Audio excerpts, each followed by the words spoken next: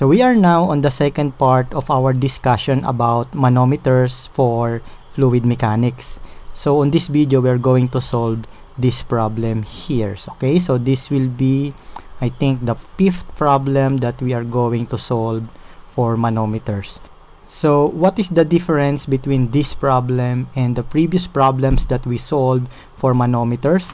Well, this is not just simply measuring the pressure at certain point, but rather we will be checking what will happen if we introduce another material or more material at certain point, and our reading will change. Okay, so we are going to compare what will be the reading previously and what will be the final reading after we introduce a material that will cause an increase in pressure.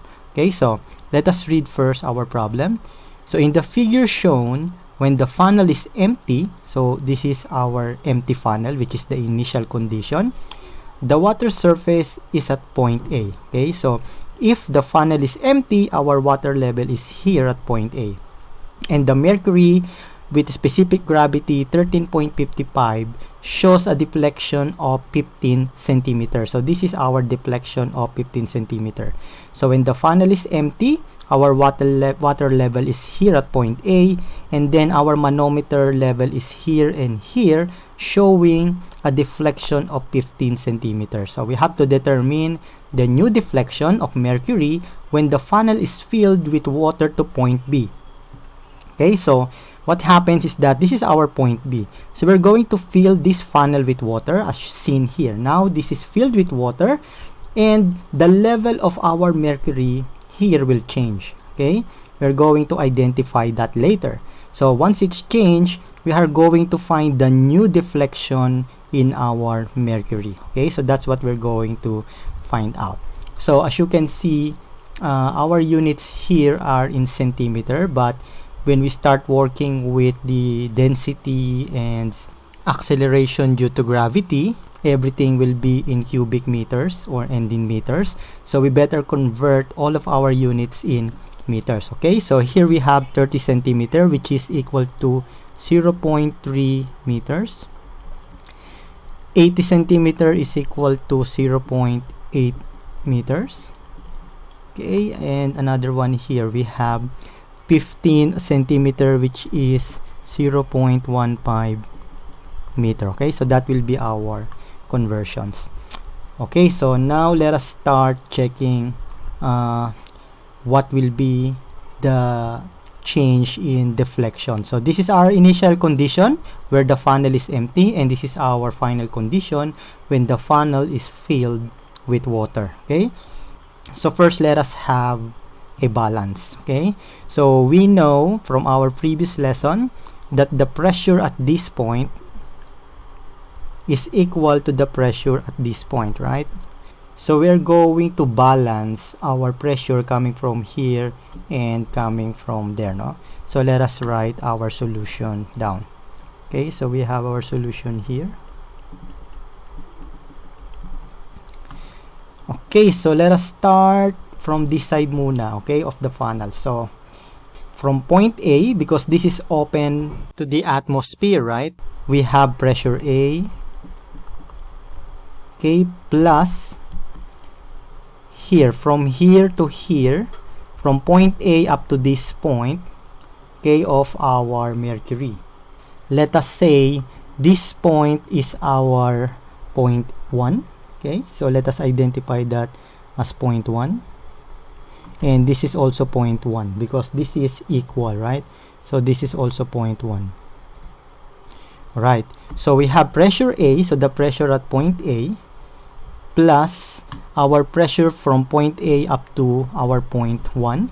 So we have rho GH, where our rho is the density of water, and H will be this height from point A to point 1. Okay, but we don't know here, it was not written, no, kung ano yung ating height here. So let us identify that first. Okay, so we will not be confused. So this is, let's say, let us have this height as height Y. Okay, let us identify that as Y. Okay, so now we have here up to this point, which is pressure A, pressure from here going to point A, and this is going to point A, right? So now this is equal to, now coming from here down. Okay, so let's say this point is point 2. Okay, so to properly identify yung mga ends ng ating mercury, so this is point 2. So now we will have here pressure at point 2, then plus the pressure from point 2 to point 1, which is rho GH. Okay, but rho here is the density of mercury. Okay, so we have to take note of that. Alright, so what we have to take note is that this is an open manometer and our funnel is also open to the atmosphere. Therefore, this will be equal to 0. Okay, we already discussed this in our previous lesson, right? So if you haven't watched that, so you better watch our lesson in our lesson about static fluids. Okay, so you will be able to understand what we are talking about in here. So what is left is the density of water times G and our H, which is Y. Okay, so in here our H here, the height here is Y, so we have Y in here. Okay, so in here we have the density of mercury times G and times height, which is 15 centimeter, right? So this is 0.15 meters. All right, so the density of water is 1000 kilogram per cubic meters times G, which is 9.81 meter per second squared, times Y. Okay, so unknown at this point, our Y is still unknown. We don't know the value, right? So now the density of mercury, we don't know, but we have the specific gravity here. So this is 13.55 times the density of water, which is 1000 kilogram per cubic meter, times G, which is 9.81 meter per second squared, times our height. Our height is 0.15 meters. So as you can see, we are writing everything, so you will be able to understand what we are doing in our calculation, no? But we already know this. If you are solving problems, especially when you watch our previous video, you know some units here will be cancelled, no? So in here we have 1000 kilogram per cubic meter, so this will be cancelled out. 9.81 meter per second squared will be cancelled out as well. Okay, so what's left? Ano yung mga naiwan sa atin dito? We have Y is equal to 13.55 times 0.15 meters. So therefore our Y is equal to, let us calculate for that, 13.55 times 0.15. This is equal to 2.0325 meters. Okay, so we already know the value of Y.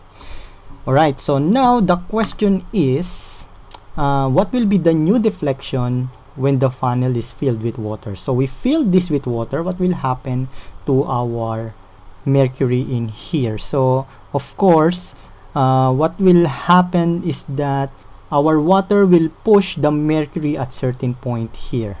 Okay, so first let me identify our points. This is our point 1, which is the same as here, which is our point 1, and this is our point 2, right? So this is the same as what we have here. We are just going to identify another level, because once we fill this with water, it will push our mercury down. So let's say it push it up to this point. This will be our Y prime. Okay, so now our mercury is pushed up to here. So let me change this color, because the mercury is now pushed up to this point. Okay, so this is 1 prime. Now what will happen on this side? Once the mercury is pulled down, of course it will also be pulled upward in here. So it will be pushed somewhere here, let's say. So this will be our point 2 prime. Means there is a change in our level 2. Now, the height of this, okay, this displacement from point 1 to point 1 prime, let's say that is distance x. Now, if it is pushed this length, it will also be pushed the same length in here. So this is also x. Right? So, okay, so if this is 1 prime, so this is also 1 prime. Right? So identifying our length, this is also x. Okay? So basically, this is our height in here. So now let us balance our pressure from our final condition. So we know that 1 prime here is equal to 1 prime here. So let us now make another balance in here. So let's say here, let me label this as in final condition.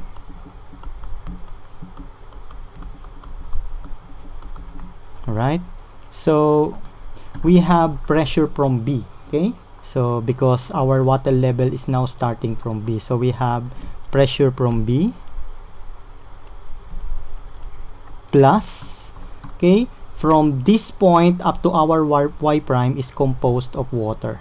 Okay, so we need to have that particular length. So initially we know that from this point, from point A up to point 1, we know that this is equal to y, which is a known value now, okay, because we already calculated that here. This is equal to 2.0325.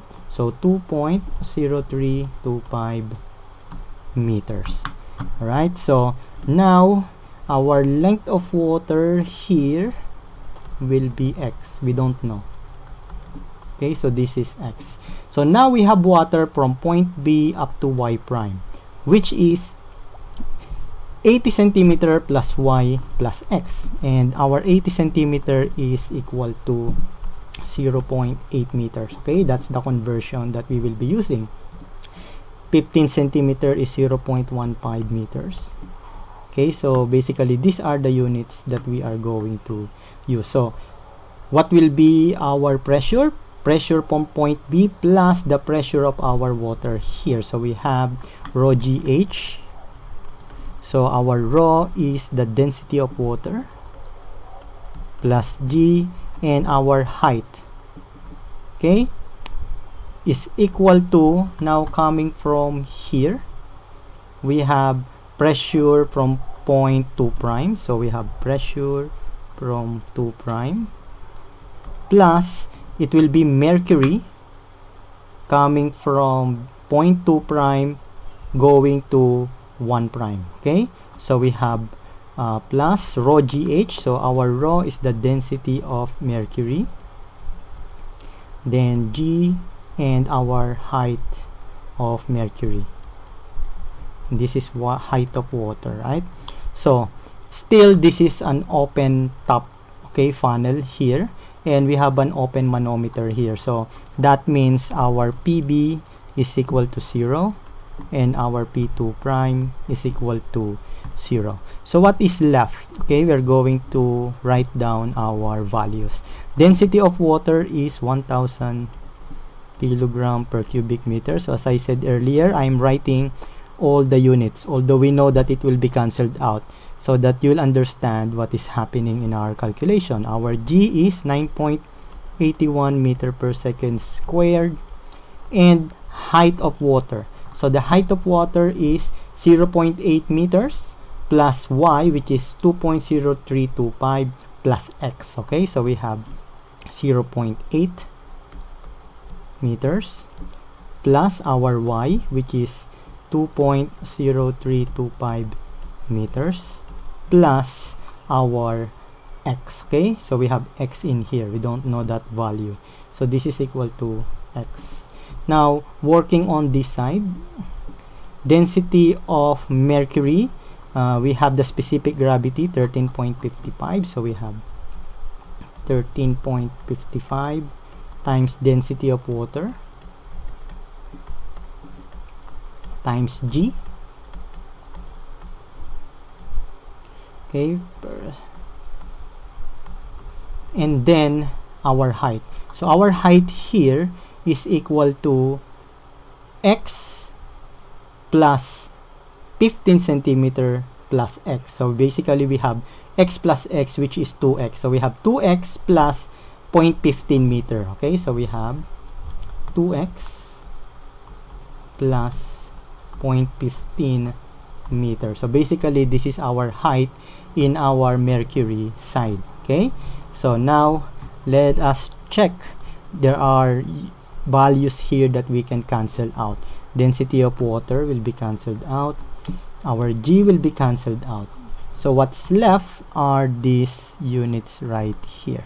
So we have, okay, let me write it. So 0.8 meters plus 2.0325 meters plus x is equal to 13.55, okay, times 2x plus 0.15 meters. Okay, so let us check our values.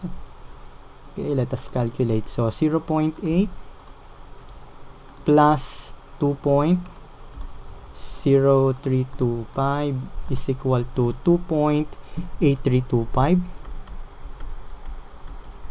okay, meters plus x is equal to, now we will be distributing this, okay, values. So we have first 13.55 times 2x, so we have 27.1x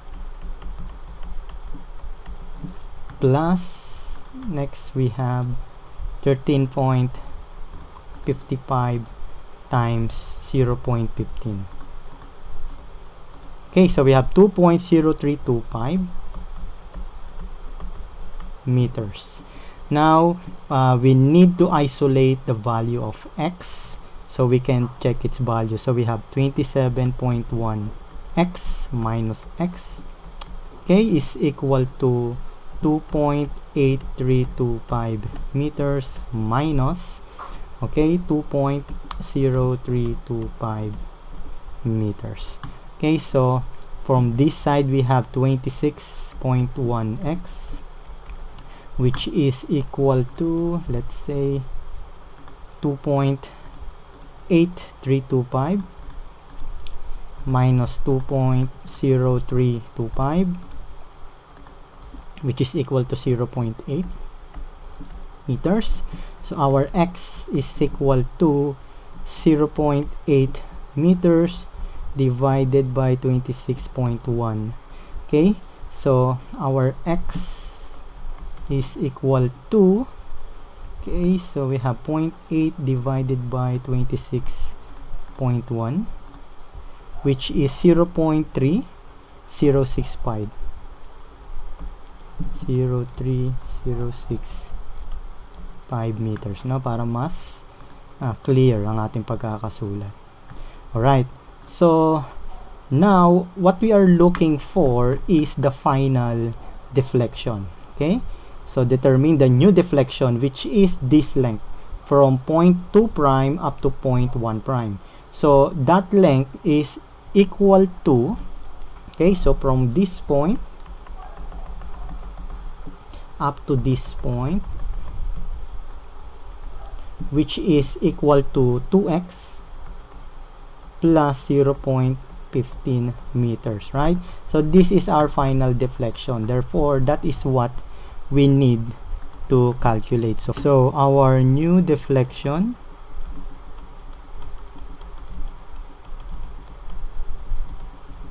is equal to 2x plus 0.15 meters. Okay, so again, this is this one, 2x, so x and 0.15 meters in here. Okay, now we have 2 times our x, which is 0.03065 centimeters. Okay, then plus 0.15 meters. So we have here times 2, which is 0.0613